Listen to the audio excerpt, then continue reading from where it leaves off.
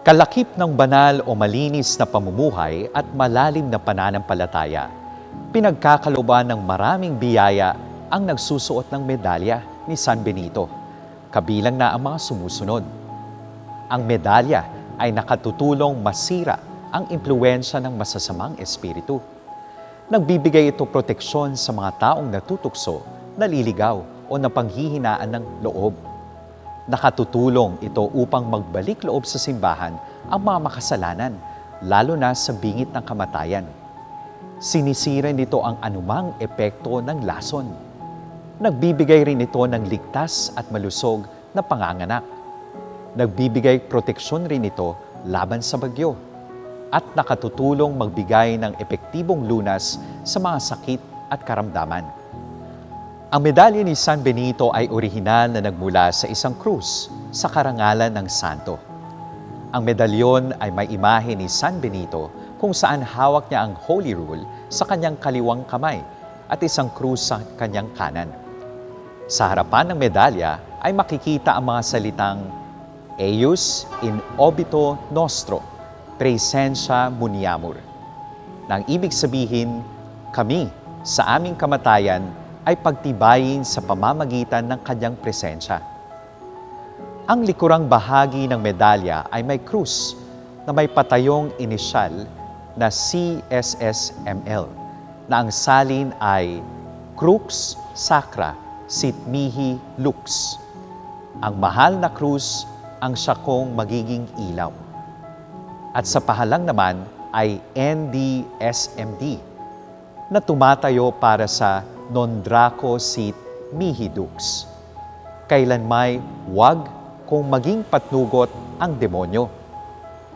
Ang initial na CSPB ay Crux Sancti Patris Benedicti. Ang krus na banal ng Amang San Benito ay makikita sa panloob ng mga anggulo ng krus. Makikita rin ang katagang Pax o peace o kapayapaan o sa Christogram IHS ay mahahanap sa tuktok ng krus. Paikot naman sa medalya ay ang katagang Vade Retro Satana, may initial na VRSN SMV na tumatayo para sa Vade Retro Satana, Nunquam Suade Mihi Vana. O lumayo ka sa akin, Satanas, huwag mo akong tuksuhin sa kapalaluan. At ang sumunod ay ang initial na SMQLIV, na ang ibig sabihin ay Sunt Mala Cue Libas, Ipse Venena Bibas. Ang inihahandog mo sa akin ay masama, ikaw rin ang uminom ng lason. Hindi anting-anting o agimat ang medalya ni San Benito, kundi isang sakramental o bagay na tumutulong sa ating maging mulat sa presensya ng Diyos na siyang pinagmumulan ng pagpapala.